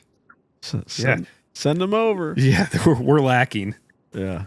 I called the shot legitimately 5 times this morning on sprig, singles and pairs. I go take them, and they were old guys. By the time they'd stand up, they'd be gone. I said, don't worry, sit down. They're just sprig. There'll be more right behind them. No sprig bands this year? I haven't killed a single one. I don't think we've killed a single sprig band with the guide service. That's we've killed quite a few mallards and gadwall. As I say, yeah, he's got a good gadwall over there. But we haven't killed any banded sprig this year. That I remember anyways. Yeah, that's wild. And no banded snow geese, which is weird, because usually we kill a handful of them or more. Is that like when you guys are shooting them out of the water, is that like a certain month out of the year, or is it just you guys have such a big spread and you're next to the close zone, it's just kind of frequent? It's just early on, like October, November into the first week or so of December. It's just everything moving down, and they're, you know, still there's still dry feed around. They're feeding in the dry, and they want back in the water. Gotcha. So, but yeah, early we shoot a bunch of them geese. Typically, this year we didn't kill as many as we usually do. The snows weren't around as early as they always are in the last few years, for us, anyways. Yeah, I wonder if that had to do with just better conditions further up north. Just Staging. Yeah, they may have stayed longer. Yeah. Yeah, because what was that, 2 years ago in the drought? I mean, they were here like before opening day. Yeah, way before opening and day. it was like, I remember like September 15th. I remember like we were chasing them out of the rice fields. Yeah, I remember going to check water, and I was like, "Oh my gosh, there's snows out in that cut rice field. Like it just got cut." And I was like, "That's wild," because they're usually hardly ever here that early. Yeah. But yeah. But I don't know. I think all in all, it's been a good year. Another 9 days or whatever it is, and we'll be on to the worried about the next one. Yeah. I know. Well, hopefully we get some spring weather, and hopefully we don't get back into this drought trend. But I don't think we are. I talked to some farmers that watch the weather close, and we're supposed to start back into the atmospheric river deal here in another week or 10 days. So that's baseball season. actually, man. maybe a couple weeks. No. So. No. That's too early. Are you seeing, Yes, on your guys' side, are you seeing a lot of rice fields getting drained off already, getting ready for prep? Yeah, some guys are pulling, but most of them will wait till the end. Like anybody that doesn't have duck lines probably are pulling boards now because the decomp's done. Yeah, exactly. They might as well get the water off and start drying it up. And it's actually kind of nice when they do that because they get rid of their water first so that we're not all fighting for ditch space when we dump the water and everything's backed up. Yep. So, but yeah, there's definitely water coming off. Well, I always find the last week of the season, it's always kind of interesting because you have a lot of these rice fields that are dumping water. You have other hunters that are calling their season early and picking up, so once they're picked up, the farmer's going to dump their water. So you have, less and less space for technically the birds to go. And if you're still out there, you can have some fairly good shooting the last couple of days of the season, obviously depending on weather conditions and what's in your area. But I know some people pick up way too early, a week or two before the season, just thinking it's over. And then, guys or a storm will come in that last week and they'll have a phenomenal shoot or two. So a couple years ago at Packer, I think the 3 blinds around mine, everybody picked everything up, and I didn't dump the water. I just didn't put any more water back in it, and that water was like 2 or 3 inches deep. Mm-hmm. And the teal got in there, and we shot limits of teal for a week straight. Oh, wow. They were just living on the ranch, a couple thousand of them, or 5,000 of them. They wouldn't go anywhere. We sat over in the blind, only guys hunting, and smashed them for a week straight. You never know.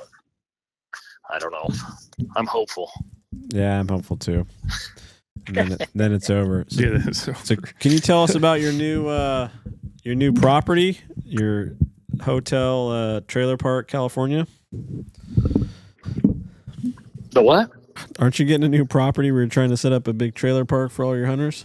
Oh, I don't know what we're gonna do with it yet. I got the one trailer park, but we bought this other property here next door that we're gonna put an Airbnb for the duck hunters. Oh, nice. Get that set up, and then probably, we gotta look at all our options, but we're probably gonna end up putting another trailer park in there for the duck hunters. Nice. Is that only people that are clients of yours, or can other people rent space from you? No, I rent spaces. I just make sure anybody that rents from us get the first crack at it. But if their space is open, I got guys, 2 or 3 different guys on different duck clubs that stay there. Oh, nice. That makes it nice. So, yeah, clean. Everybody seems to get along. So That's good. You're not playing trailer politics? no, I don't play that game. They all know that. At the start of the season, we had the one ranch has a barn on it. Uh-huh. And 4 or 5 years ago, I let all the guys park their bikes inside the barn, 4-wheeler. 4 or 5 years ago, guys were calling, bitching because they couldn't get out because this guy blocked them in, that guy blocked them in. I'm like, oh my God, you guys are grown-ass men. Figure it out. And so being a smart ass, I went in there in the summertime with the striping machine and striped all the floor inside the barn and basically made parking spaces like a parking lot and numbered them. And so that worked good. Everybody came back in. They were all on an angle. It looks pretty cool. They're all on an angle. And then it started this year. right off the bat, a guy called me. Somebody's parked in my parking space. No, geez. I said, oh, my God, you guys. Nobody's name is on any space. If you want to be there, you should have beat him to the spot, okay? Like, Jesus, figure it out, ladies. That's great. 17's my spot. Yeah, no, he was pissed. Legitimately was pissed. His parking spot. And I'm like, dude, it's nobody's parking spots. I got like 3 phone calls like that early on in the season, and finally I just told them all. I go, look, guys, if you guys can't figure it out, I'm going to push them all outside and lock the barn door because I honestly don't have time for this kind of bullshit. So. Yeah. Oh, man. That's great. Duck hunters. Oh, you never know. You never know. know. Set them off. You never don't know. park in my spot, Jeff. I guess Just don't not. park in my spot. I will definitely not do that. I don't even know where the barn's at to park, so you're good to go. Yeah, I'll drop you a pin. You can go park in number 17 and see how long left. Someone can rush you. Awesome. Well, Casey, thanks for coming on, man. Thanks for being a sponsor of our hunt program, and thanks for joining us on all the other podcasts, man. We appreciate you. You got it, buddy. Thank you. All right. All right. Good luck day. for the rest of the season. All right, guys. See Later. you. Our next guest is Orlando Rocha, environmental scientist at Grizzly Island Wildlife Area. Orlando, thank you so much for joining us. How's it going? Good. How are you guys doing? Good. Another day in the studio. Yeah, another day here in the office. Yeah, so tell us about Sassoon. What were your thoughts going into the season, and kind of how did it pan out towards the end? So going into the season, it looked really good. We had good nest success around here. Grizzly's got real large upland nesting fields. We're doing a lot of work in the last several years. The thing we most recently completed was a 350-acre native grass restoration or planting. So that's new, and we had some birds in that. But the next couple of years here, that should really kick off. So mallard and gadwall broods were, there was plenty. So it was looking good. And that showed in our harvest. I mean, mallard harvest was up this year for us. So that's a good thing. The one thing with Sassoon that everyone can always count on compared to some of the other areas is since we pull water from the sloughs, it's brackish water. We're going to be flooded up. Come opener, we're not waiting on a water district to deliver us water or stuff like that. So the tides provide, and generally we're flooded or real close to, and we haven't had a quota reduction as far as hunters in my time frame here that I know of, and I think it's been 13 years now. So that's always something that hunters can benefit from is, we've got water and for that early season hunt.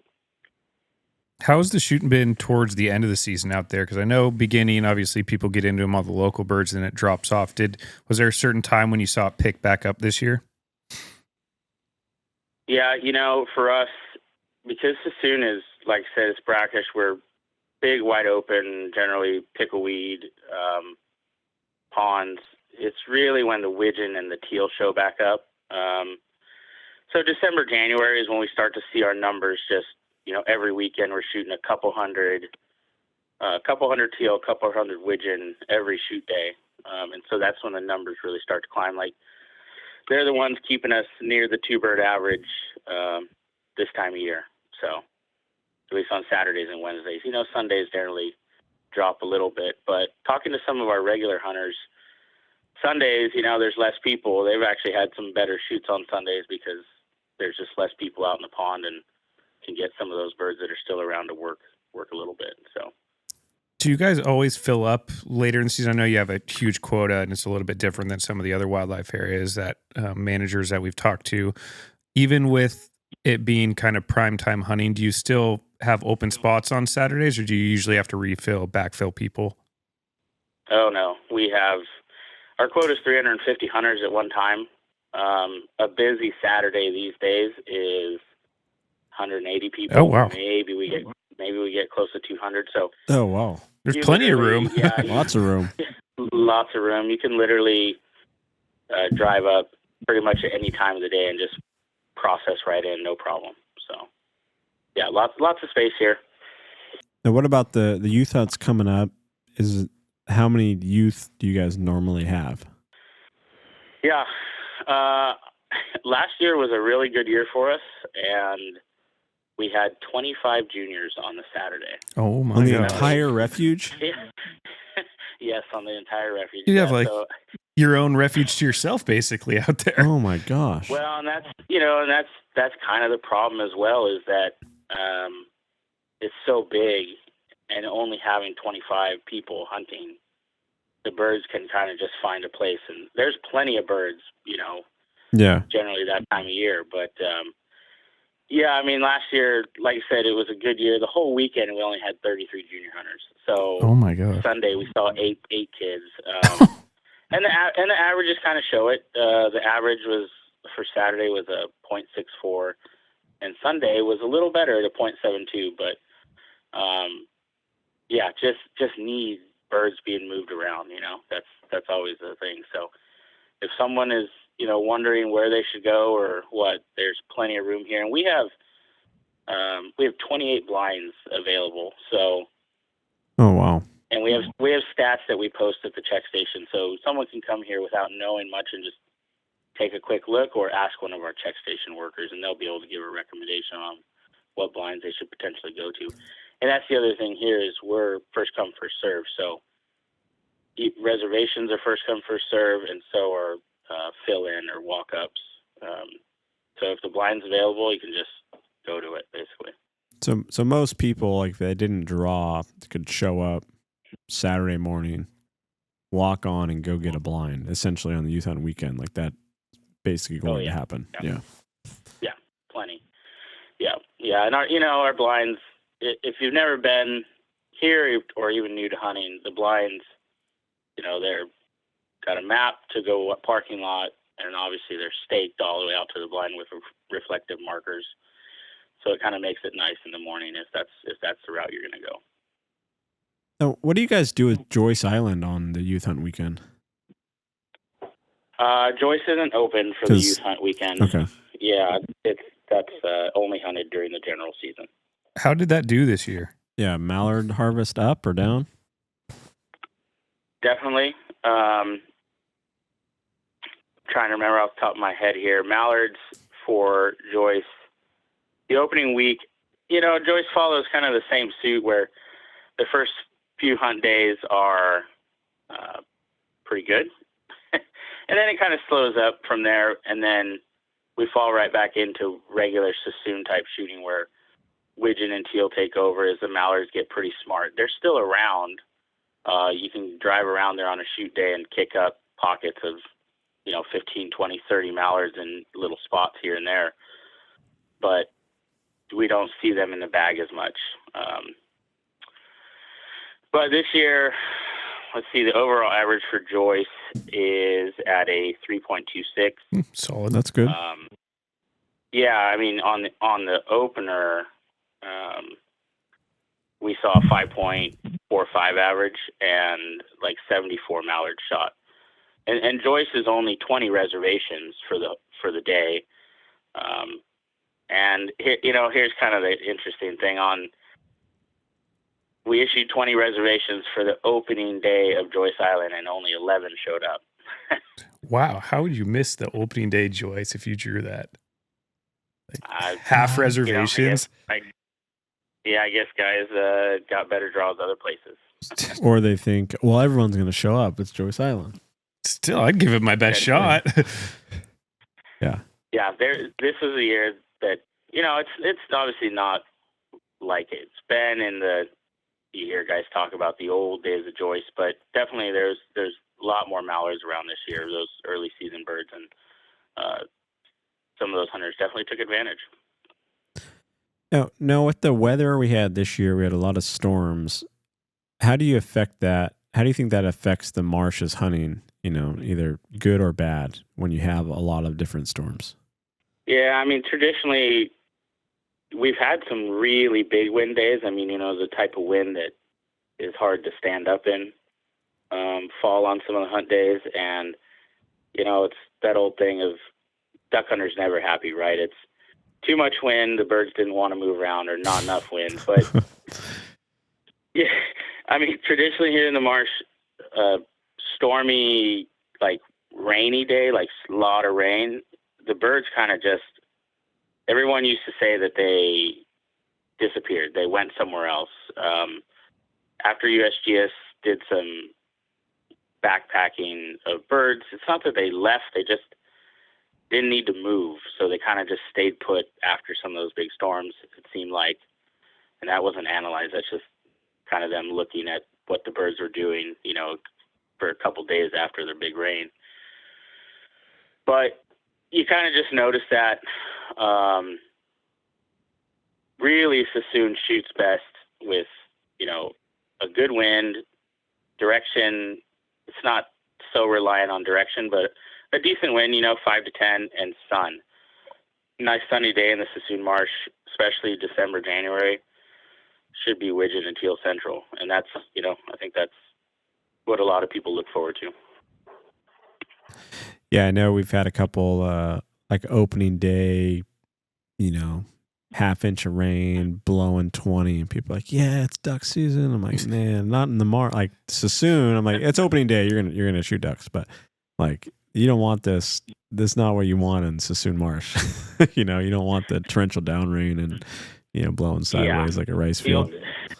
The only year that I can think of in recent history was the 22-23 season, which ended up being a good season pretty much across the board for all the different hunt areas.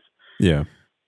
But here in Sassoon, I mean, we ended up shooting, or here at Grizzly, we shot one bird shy of 16,000 birds, which is that the highest on record?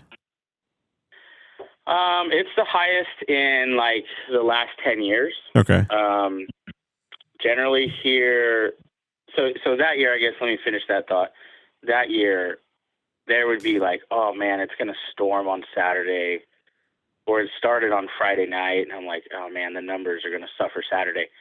And then it would be like, what is going on here? That they just shot a 2.4 or something, you know, like, and really what happened that year, for some reason, the widgeon stayed around. Like, they just never left, and they were everywhere, it seemed like.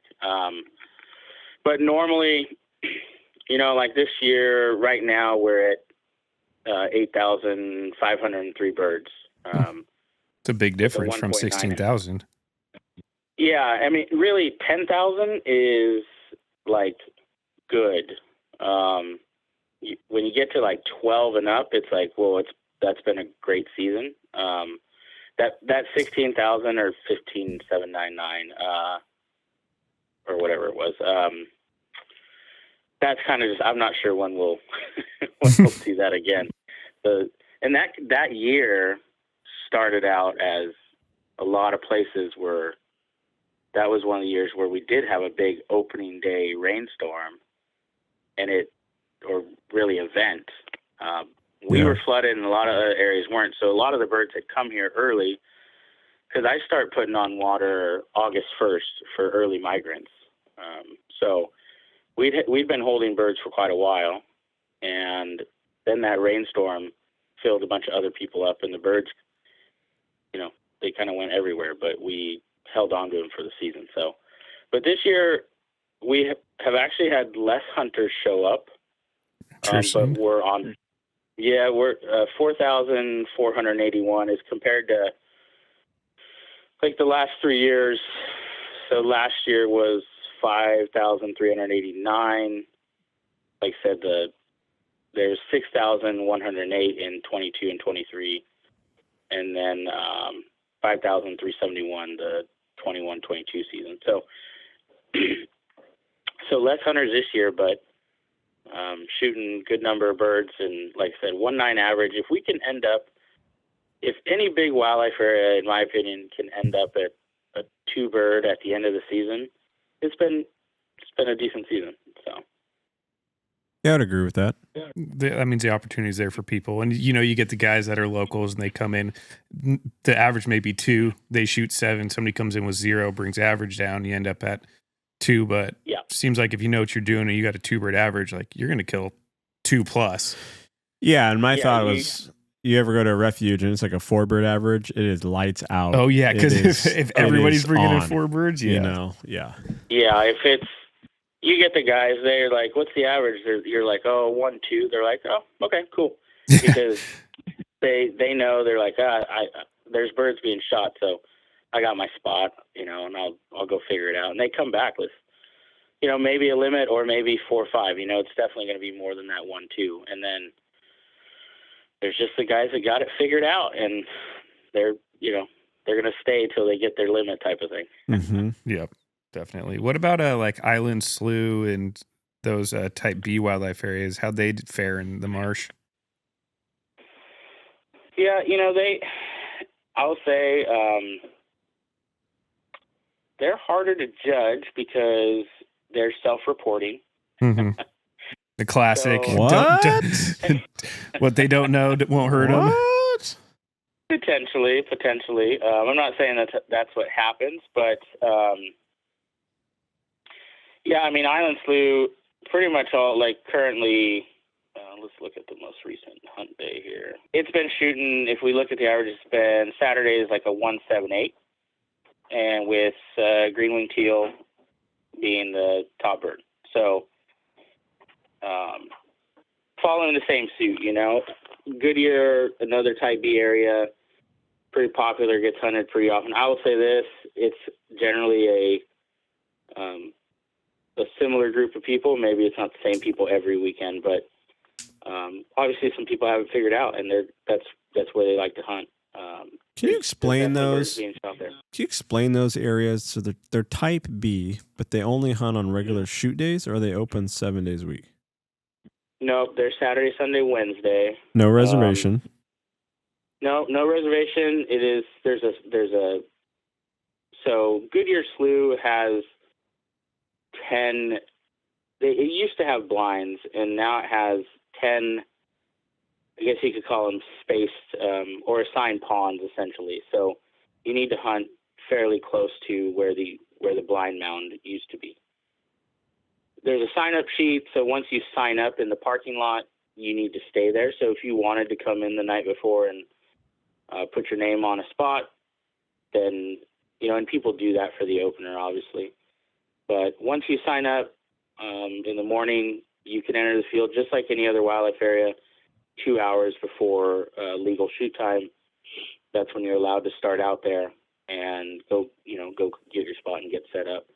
And then afterwards, it's just, like I said, there's a card that you fill out, and then you drop the portion off that marks, you mark down how many birds you shot. You do have to have either a type B season pass or a type A season pass. You cannot use a type A day pass at there because there's no one to collect it from you. So you do have to have a season pass when you hunt those areas, both those areas. The more you know. Yeah. Well, I know people that have hunted out there, and it's kind of always a little confusing of what's what. Oh yeah, if you don't know what's going on, you're like, there's just a check station and people are walking out there. It's like, yeah, it's like first come, kind of first serve, and passes and this. Why no blinds? What happened there? I'm not sure on that. That was done before I even came into the picture. So gotcha. I don't know if it was because when we got the property, those blinds were in really bad shape, and we, like a lot of things, we couldn't afford to replace them at the time, or what. Yeah, I'm not sure about that. Gotcha. Well, how do you think you guys are going to close out the season? I think we're going to get, I'm hoping we're going to get real close to the 10,000 mark. It's a lot to go, to be honest, but we just need, a couple good shoot days, shooting 400 or 500 birds a day if the widgeon and teal cooperate. Because we're still shooting, shovelers, a little bit of everything else mixed in there, but that's the hope. There are widgeon and teal here. Seems like from some of the people I've been talking to, the afternoons have been shooting pretty decent. And like I said, if we can keep this wind and sun conditions, and I don't think we're getting any kind of major No. storms. I Yeah, haven't this- looked too far in advance. But This is a Sassoon Marsh forecast right here. yeah, I think so. So we'll see. See how we can figure it out. I know that our top 5 birds are probably not going to change. So right now, shoveler is at the top of our list. There's 2,491 of those. Widgeon, 1,593. Green wings, 1,576. Mallard is the 4th at 728, and Nice. Gadwall 399. So, yeah, there's a lot of years where mallards have not been in that top 5, and like ruddy ducks or bufflehead have been. So it's like I said, the breakdown of the season's been good. Man, I would have thought you guys would be shooting more Gadwall out there, but They stay at That Delavan is a and little- Sac. Yeah, it is a little surprising. I mean, like I said, we had plenty of broods running around before the season. yeah, that's what I meant. Just in the spring and the summer, like there was just Gadwall all over the place. So Yeah. I guess they go up to They go up to the Sac go and up to Calusa Sac and Calusa and Delavan. Delavan, Yeah. stay on over Yeah, I there. guess. Did you guys shoot anything of note this year? Any cool hybrids or birds that shouldn't have been there?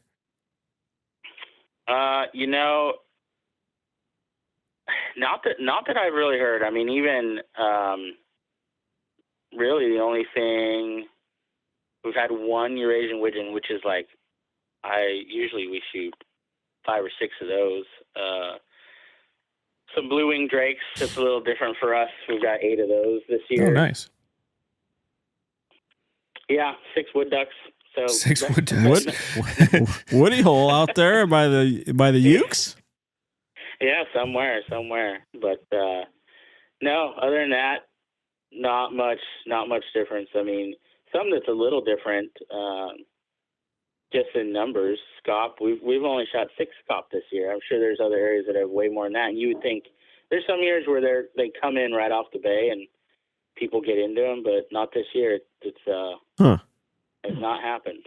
But obviously, the scop limit is a lot less too. So Yeah. Well, it's funny you mentioned that because that one year they did a bunch of dirt work at Denverton. It was like our number 1 bird for that year for whatever reason. And like since then, They haven't been back. Like you'll shoot a handful of them for the season, but I think we shot over a couple hundred of them. It was like a shoo-in. And they were just always there. And then after that first year, gone. They've never really came back. Which we're not complaining about that, but it's just kind of interesting just how they were there and then habitat grew up and they never came back. Yeah. That's like I said. Normally we shoot a few more of those, but I'm thinking our hunters are happy with the breakdown that we got going on right now. Anyway. Yeah, definitely can't complain about that. For sure.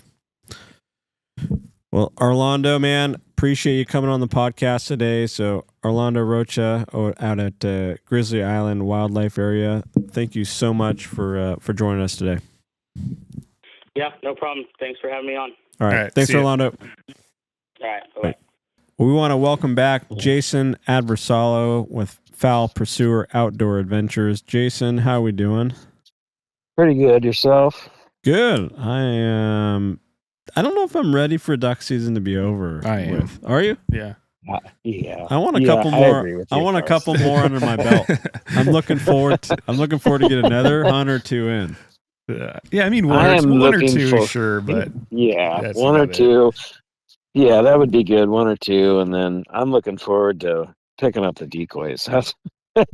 It's been a long season already, so I am ready. I'm absolutely ready. are you doing late Yes, goose stuff this year? We are. We have a couple days open in the late goose, but that'll be interesting too. There's a lot of birds that are already going to the grass and stuff, so we'll Yeah. kind of see. We have a good group down there now, and a couple spots that we looked at, but we still got a long ways to go Yeah. before we even get there. Who knows what's going to happen then? There's a lot of warm days from now until then. The that are grass gonna is going to be occur. 6 Yeah. inches tall by then. Yeah, right. Yeah, that's what it seems to be. So I don't know. It's a little earlier this year. Last year, it seemed that it was like a few days later, but maybe they'll stick around and they'll pile in somewhere. But as of right now, they're acting goofy anyways. So, it's really crazy. We were out the other day, and it was calling for that big wind, and it said it was going to be there at like 7 o'clock. So I was really excited. We sat around at 7 o'clock and nothing, and then they all flew over us, and then the wind picked up, and we shot a couple, and then it was over. And we actually sat until almost noon just because the wind was going, and so who knows? Yeah. How was your Yeah. guys' season as a whole, do you think, compared to previous years? I think it was down a little bit. I think it almost. I talked about it earlier, where last year December or January we were really good, and then December was really kind of slow, and I think that was kind of the opposite for us. I mean, we were good in December, and then in January we were good right in the beginning, Yeah, like and the first then 2 weeks, and then yeah, and then it felt like it was over. It felt like all the birds were just stale and been around forever, wouldn't look, didn't do anything. You try the flippies, and then you turn them off, you try the water motion, and I don't know, you're pulling decoys and moving decoys, and it didn't seem like anything was really, wanting to listen to a call. You could call, no call, and they didn't do anything. So it was weird. One day we watched thousands of ducks just fly over the top of us, and like we were never there. And I was like, oh, it's interesting. Maybe they'll get right, but it's nothing. And then we had I think last couple of mornings, it's been frosty, and I yeah. thought, that would turn on, and nothing. This morning we went out and we shot 4 ducks. One guy shot 4 ducks, which was cool for that, but he was made the most of his opportunities. That was all we had. Were you guys You know, kicking we lots had, of birds off the pond? yeah, we probably had 2,000 to 3,000 sprig sitting on the pond, and they got up, and of course, you shoot your sprig right away, and then we're like trying to pillage through what's Now what? around. Yeah. Yeah, yeah, and then they got up, and then they sat until about 8:45. They got up, milled around, and then they all left. And then I never saw another duck in there. The other ducks that we saw were teal. He doubled on a pair of teal and a single, and that was it. And it's not like those birds were, committing. I think they were just flying by, and that was it. No, it was one of those where you just, here they come, and that was it. There was Yeah. nothing. The sprig were kind of doing the same thing. I didn't have any. They weren't, listening, or it was weird. So I don't know. The last week or so, 10 days has been crazy. But you would think that we would have a little bit more action, but it's just not. And I don't think it's a lack of ducks. I don't know. Maybe it's all the water. I hear you. I think, once the storms finally, because we were getting like back-to-back storms every week almost, pushing birds around. I Right. think finally, once that system stopped and then that full moon came out, everything just kind of was feeding at night and sleeping during the day. I mean, the other day I was driving down 99 down by Dingville, and it was like 10 to 8 in the morning. Not every single, but I'm going to say 90% of the ducks were all on the ponds already sleeping. I mean, isn't that weird? They all have their heads tucked and they're sleeping. It's crazy, And yeah. I guess when you're walking out to the blind and it's bright lights and you don't need anything, and you can Doesn't help. you can run the quad. Yeah, you can run the quad down the road without having your headlights on. So so it was tough. Just poor timing. Yeah, bad timing for the full sure. moon and the no storm at the end of the year. Yeah, absolutely. You're right on the storms with the stuff that we had early. I think really made it kind of wild, and had everything stirred up. And now we've had a few of those north wind days where I'm sure there's probably guys that got into them, but like it's just flat now. Yeah. They've been around. They're pretty stale. Do you So it guys just makes. do you guys like those big north wind days? I do, because in our goose blind, we tend to do okay. We shoot some speckle bellies, which is nice, out of the water. Mm-hmm. Which that's another big change for me, at least, is we've shot a lot of speckle bellies out of the water where typically we don't do that. We've kind of really got them in the dry fields, or so what we've done. But this year we had that little goose spread, and so when the north wind was blowing, we would go up there and kind of hunt for the first little bit in the morning, and then kind of lay off, and then go back in the afternoon, and it seemed to be really good. But in the ducks, if it was really cold, I like the north wind. I mean, it's got to be cold. Yeah. I always talked about clear, cold, and a little breeze, north wind breeze, and we used to always get them. But I think that's changed. I don't think it's cold really enough. Seems like that temperature needs to be a little chillier. Yeah, it's been pretty warm with the winds, but I've always kind of had a love-hate relationship with the big wind days, because it might get the birds working, or might get the birds up, but in terms of working birds, you get a lot of slides, especially late in the season. Yeah, birds locked up, and they are picking you apart, and they just slide. And not that they flare, they just slide out of range, so you can't shoot them. And I think a lot of that, they're sitting here picking you apart when they have that much time. Oh, yeah. And it's they could be, 60, 70 yards in front of you coming, and they're just looking at you, for that long, because it takes them so long to get there, which that makes it tough too. So overall for this season, what would you rate it as comparatively to other seasons? I think this year kind of ended up, the January really kind of hurt us. I think it's kind of been an average season for me. I mean, there's been lots of highlights, but I think it's kind of an average season. Yeah. Just because I really was going into it. I think the last time we talked, I was really expecting to kind of finish strong, and just the way everything was looking, and the birds that were around, and the weather kind of that we had, and I was really hoping to finish strong, and it just really kind of fizzled out, which was disappointing. But I think we were about average of where we were on normal years.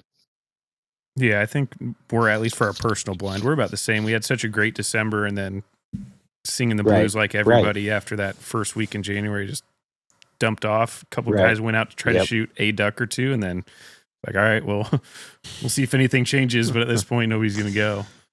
Yeah. Yeah, no, and that seems to be that way. I look around. It'll be interesting to see how many people are actually out tomorrow, with that being a shoot day everywhere, and maybe it'll be busy just because of the end of the season. And I think now some of those refuges have opened, and but you go around and there's nobody out anywhere, where before you would see, at least a few people out hunting, and I think everybody's pulling their stuff and kind of singing the blues here at the end. But yeah, I think same process. We had such a good December and first part of January, and then where we're at now, it's just tough. Are you gonna wait till the bitter end to pick up? Or are you gonna pick up a day or two before the season closes? Yeah, no, I'm gonna wait until the very end, because there's a couple people that have some juniors that were looking for places to hunt, so I told them that they could hunt our place. Not that if it was going to be any good or not, but I said I would at least leave it out for Saturday. So they're gonna hunt Saturday morning. It's a guy and his couple sons and his daughter. They're gonna go out and hunt, and then I'll pick it up. I'm gonna pick everything up on Saturday afternoon after they're done. Yeah, right on. Hey, it's good weather for picking up decoys. You get mid-60s and sunny, no wind. Hey, there is something to be said with that, because picking up decoys last year is the last day of the season. Pouring rain is not fun. Oh yeah. It's time. Not fun. Not a good time. And last year I kind of got messed up a little bit, because I left it out, and I left it for trying to do that veteran stuff if guys wanted to do that. And then we got the boards pulled, and then I was in the mud. And I'm like, oh, so that was an absolute train wreck. I had to con people to come and help me pick up. And so I won't do that again. I'm going to get them out of there on Saturday. So at least we'll have water. So at least he said he'll keep it in until the junior weekend. So I'm going to get it out there. I'm not taking any chances this year. I can imagine that. That's a muddy mess. Oh, yeah. Just getting them out of there, Oh, yeah. Train wreck. That's funny. But otherwise, it's like I said, I think it's been a kind of an average year with the really good December and early January, and then where we're at, I think it's kind of averaged out to just kind of a regular year. I think, yeah, for sure. Yeah, I kind of had the highs and lows. I did like that we had lots of storms in November, December. We flooded out a lot, which was not good. But it's kind of interesting how every year has its different challenges, pluses and minuses, and determining a lot of it just comes down to weather and where you're at, and being in the right spot at the right day, because you go out one day and it's great, and you're off work the next day and you go and it's not the same as it was the day before, so you just never really know. Yeah, no, things really change overnight, and that's the one big thing is that, like I said, I think you could see them really good one day and then they're totally gone the next day. So it makes it interesting. You never know what you're going to get. You would hope that you could get into a rhythm there, but I think that's what makes it fun. Makes it challenging. Exactly. It gets you frustrated at points, but that's all right. Did you try any new gear, decoys, jackets, blind bags, gun, shot shells, anything that you tried this year that pros and cons? Pros and cons. I tried some new waders. I won't say which ones, but I paid a good amount of money and I was super disappointed. The boots were coming apart. The inside of the boots were coming apart, and of course, right around the legs, right around the top of the boot, that was leaking, and I had only had them for a month, and I called, and I'm like, he's like, well, just send them back. And I'm like, that doesn't do me any good. I paid all this money for them, and so that was a super disappointment because typically I've just kind of run the Cabela's ones. I like the waist highs, and those have always been good, but I always get about a year and a half out of them, and then they start leaking. So I tried this new brand, and the guy really sold it to me on it, and I talked to him on the phone a bunch and told him, it's not that we hunt every single day. Oh yeah, you won't have a problem, and I was just like super disappointed. So it's a bummer. Yeah, and you're paying a lot of money now for those waders, so that was a disappointment. But I think the best part is I do wear a Grunion's jacket for a raincoat, and by far that's probably the best jacket I've ever had. Does that thing breathe well? One. It does not breathe well, but it is 100% waterproof. Yeah, more important to me. I have no issues. I don't know if you're sweating like an oven, and as long as you're not running around, trying to chase birds down. yeah. That's the one thing. But I do, that's probably my go-to raincoat for the last 5 years when I found that and just started using that. And that's probably the best coat I have. It's not very warm. You have to layer up, but I'll take it. I'll take staying dry over any of that other thing. So I think those are probably about the two. I was really disappointed on the waders. I don't know which way to go anymore on those things. Did you send them back to get repaired, or are you waiting to do that until after the season? I sent them back. Yeah, I sent them back, and now I'm back to my leaky ones. What you started with. Yeah, so we'll see what happens. I don't know. Yeah, the wader thing is hard because you could have someone that buys the same brand and they can get 2-3 years out of them, and then you can have someone that gets the same brand and out of the box. Seems like they don't hold up. It's like a shotgun, right? Like I was talking about shotguns the other day, and people were like, "Oh, what about a SX4 or a Benelli, Super Black Eagle 3?" It's like, man, it's like a car. You could have one that's great, get no issues, and you could talk to someone else that has the same gun, and then nothing but issues. Yeah, and some of that stuff, like I run the Franke all year long, and I had really good success, and then one year it was terrible. I couldn't get it right. It wasn't kicking the shells out. It wouldn't cycle. I finally took it in to the gunsmith down there, I think, from talking from you down to Kittles, and he called me and he's all, "This thing's pretty beat up." And I'm like, "Yeah, it's my regular gun." He was like, "I've had to replace everything." And I'm like, "Well, that probably makes sense of why it doesn't run." Oh, so man. so I've been like the Franke that I shoot, I really like it. That one year I had a bunch of trouble with it, but I think that was just from me beating it up. But Finally started cleaning it. I don't know if I still clean it. I think the choke tube is stuck in there.